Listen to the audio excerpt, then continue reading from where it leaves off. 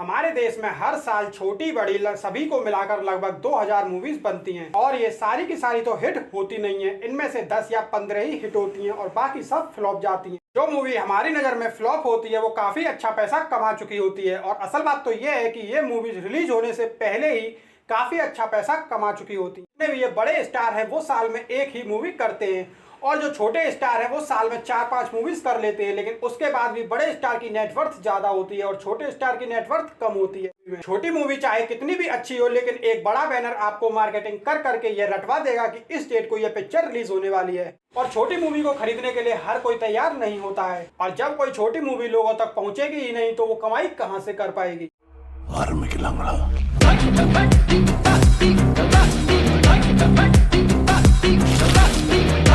पूरी दुनिया में इंडिया ही एक ऐसा देश है जहां पर सबसे ज्यादा मूवीज बनाई जाती हैं।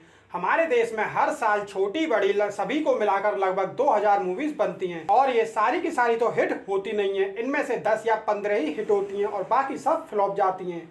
ये हिट और फ्लॉप का रेशो बहुत ज़्यादा है, लेकिन इसके बाद भी क्या कारण है कि प्रोड्यूसर और डायरेक्टर मूवीज पर मूवीज बनाए जा रहे हैं। जो मूवी हमारी नज़र में फ्लॉप होती है वो काफ़ी अच्छा पैसा कमा चुकी होती है और असल बात तो ये है कि ये मूवीज रिलीज होने से पहले ही काफ़ी अच्छा पैसा कमा चुकी होती हैं। एक बड़े पर्दे की पिक्चर जिसकी ना तो स्टोरी अच्छी और ना ही एक्टर्स की एक्टिंग, वो फ्लॉप होने के बाद भी काफ़ी अच्छा पैसा कमा लेती है। और वहीं एक छोटी पिक्चर जिसकी स्टोरी काफ़ी अच्छी है, एक्टर्स की एक्टिंग अच्छी है, लेकिन वो पैसा नहीं कमा पाती। तो इसके पीछे का कारण क्या है? तो कुछ लोग इसके पीछे का कारण बताते हैं कि बॉलीवुड की फिल्मों में मसाला ज़्यादा होता है और छोटी पिक्चरों में ऐसा कुछ भी नहीं होता है। तो ऐसा नहीं है। मूवीज के सिस्टम को इसी तरह से बनाया गया है कि छोटी मूवीज को हम अपने फैमिली के साथ टीवी पर या मोबाइल में फ्री में देखते हैं और बॉलीवुड की मूवीज को थिएटर में जाके पैसा खर्च करके देखते हैं, इसलिए छोटी मूवीज अच्छी कमाई नहीं कर पाती। अब ऐसा नहीं होता है कि मूवी बनाने में सारा पैसा प्रोड्यूसर अपनी जेब से लगाता है और फ्लॉप होने पर प्रोड्यूसर रोड पर आ जाता है। जब भी कोई मूवी बनाई जाती है तो सबसे पहले प्रोड्यूसर की जरूरत होती है। प्रोड्यूसर वह आदमी होता है जो मूवी में अपने पैसे लगाता है और कोई भी मूवी 4 फेज में बनकर तैयार होती है। पहले फेज में डायलॉग, स्टोरी ये सब डिसाइड होते हैं और दूसरे फेज में shooting, team, hero heroine, location यह सब डिसाइड किया जाता है और तीसरा फेज होता है प्रोडक्शन का, जिसमें मूवी की शूटिंग और डायरेक्शन डिसाइड की जाती है और चौथे फेज में editing, visual effect, sound designing और सब कुछ किए जाते हैं। इस समय जितना भी खर्चा होता है वो सब प्रोड्यूसर ही करता है। इसके बाद प्रोड्यूसर को जरूरत पड़ती है डिस्ट्रीब्यूटर्स की, जो मूवी को पूरे इंडिया में मूवी थिएटर तक पहुंचाने का काम करते हैं और इन डिस्ट्रीब्यूटर्स के अंडर में होते हैं सब डिस्ट्रीब्यूटर, जो हर स्टेट के हर जिले में मूवीज थिएटर तक मूवीज को पहुंचाते हैं।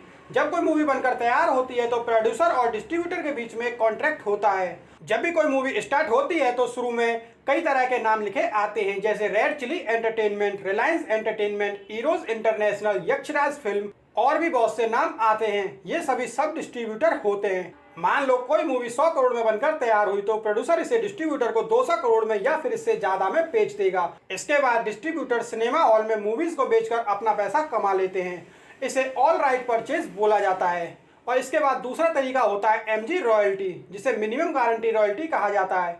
इस केस में डिस्ट्रीब्यूटर प्रोड्यूसर से मूवी खरीद तो लेता है, लेकिन मिनिमम प्रॉफिट से ज़्यादा प्रॉफिट कमाने पर उसका कुछ परसेंट डिस्ट्रीब्यूटर को प्रोड्यूसर को देना होता है। कभी कभी प्रोड्यूसर खुद ही डिस्ट्रीब्यूटर बन जाता है और ज़्यादा से ज़्यादा प्रॉफिट कमाने की सोचता है, लेकिन इस सब काम में बहुत झंझट होता है, इसलिए हर कोई प्रोड्यूसर इस सब चक्कर में नहीं पड़ता है।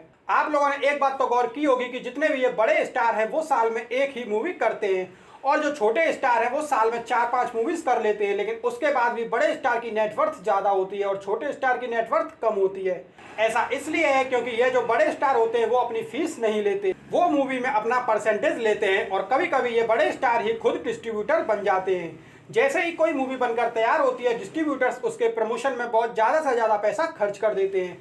यही अंतर होता है एक छोटी मूवी और बड़ी मूवी में। छोटी मूवी चाहे कितनी भी अच्छी हो, लेकिन एक बड़ा बैनर आपको मार्केटिंग कर करके ये रटवा देगा कि इस डेट को ये पिक्चर रिलीज होने वाली है और लोगों को ये विश्वास दिला दिया जाता है कि अगर आपने ये मूवी नहीं देखी तो आप ट्रेंड में पीछे रह जाओगे।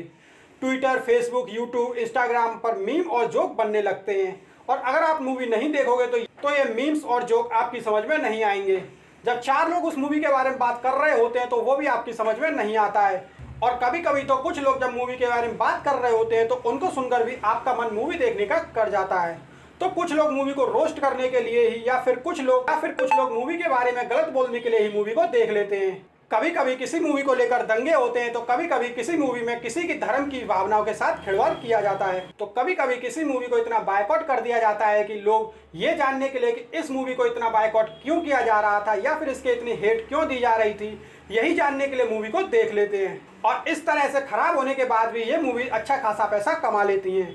आजकल की बॉलीवुड मूवीज में VFX और टेक्नोलॉजी का भी प्रयोग होने लगा है। एक पॉपुलर मूवी है शादी में जरूर आना। इस मूवी को बनाने से पहले डेटा साइंस का यूज करके ये पता किया गया कि पब्लिक किस टॉपिक को ज्यादा पसंद कर रही है और किन किन टॉपिक्स के बारे में ज्यादा चर्चा में है और जनता किन किन टॉपिक्स को मूवीज में देखना पसंद करती है, और उन सभी चीजों को, उन सभी टॉपिक्स को इस मूवी में यूज किया गया था। अब कोई मूवी कितनी हिट है या फिर कितनी फ्लॉप, यह डिसाइड होता है बॉक्स ऑफिस के कलेक्शन से। जब तुम लोग मूवी देखने जाते हो तो जिस काउंटर से टिकट खरीदते हो उसे बॉक्स ऑफिस बोला जाता है, और वहां पर जितना भी टिकट बेची जाती है उनसे जितनी कमाई होती है उसे बॉक्स ऑफिस कलेक्शन बोला जाता है, और इसमें से GST और इनकम टैक्स काटने के बाद जो भी पैसा बचता है उसे नेट कलेक्शन बोला जाता है। और इसी नेट कलेक्शन के आधार पर डिसाइड किया जाता है कि मूवी हिट है या सुपर हिट है या फिर फ्लॉप गई। और जब भी कोई प्रोड्यूसर अपनी मूवी को किसी डिस्ट्रीब्यूटर को बेचता है तो उसके अलावा कुछ और राइट्स भी बेचता है, जिनमें से एक होता है सैटेलाइट राइट्स, यानी कि उस मूवी को सबसे पहले किस चैनल पर दिखाया जाएगा।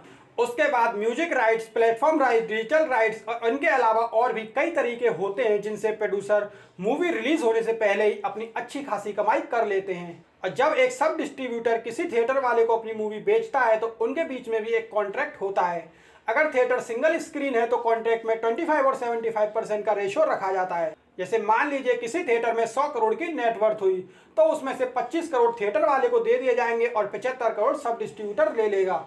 लेकिन मल्टीप्लेक्स में ऐसा नहीं होता है, उनके वीक वाइज परसेंटेज रखा जाता है। और किसी मूवी को हिट कराने या फिर उसी मूवी को फ्लॉप कराने में मार्केटिंग का भी बहुत बड़ा रोल होता है। जैसे कि वेडनेसडे, ये एक बहुत ही अच्छी मूवी थी लेकिन फिर भी फ्लॉप गई, और ऐसा नहीं है कि लोगों ने इसे पसंद नहीं किया था। ये मूवी लोगों को बहुत पसंद आई थी और लोगों को आज भी ये याद है, लेकिन उसकी मार्केटिंग ठीक से नहीं हो पाई, इसलिए यह मूवी फ्लॉप चली गई। बड़ी मूवीज ज्यादातर सिनेमा थिएटर्स में ही चलाई जाती हैं। इंडिया में लगभग 10,000 सिनेमा हॉल हैं, जिनमें से 8,000 या 8,500 सिनेमा हॉल लगभग सभी मूवीज को खरीदते हैं, और छोटी मूवी को खरीदने के लिए हर कोई तैयार नहीं होता है। और जब कोई छोटी मूवी लोगों तक पहुंचेगी ही नहीं तो वो कमाई कहां से कर पाएगी। बड़ी मूवीज का पहले से ही डिसाइड कर दिया जाता है कि दिवाली पर इस हीरो की फिल्म रिलीज होगी और ईद पर इस हीरो की, रक्षाबंधन पर किसी और हीरो की फिल्म रिलीज होगी तो न्यू ईयर पर किसी और की। इस तरह से छोटी मूवीज के लिए कोई खास जगह नहीं बचती है। लेकिन यहाँ पर एक बात अच्छी यह है कि इन छोटी मूवीज को OTT प्लेटफॉर्म पर बहुत अच्छा स्कोप मिल रहा है, जिसकी वजह से नए नए टैलेंट निकल कर बाहर आ रहे हैं और अपने टैलेंट को जनता के सामने ला रहे हैं। कई लोग तो ऐसे हैं जो अपनी इसी कला को जनता के सामने दिखाया है OTT प्लेटफॉर्म्स की वजह से, और अगर ये प्लेटफॉर्म्स नहीं होते तो शायद ये लोग कभी भी जनता के सामने अपनी कला को नहीं ला पाते। उम्मीद है वीडियो आपको पसंद आई होगी। पसंद आई तो लाइक कीजिए, शेयर कीजिए। ऐसी अमेजिंग वीडियोस देखने के लिए चैनल को सब्सक्राइब कीजिए।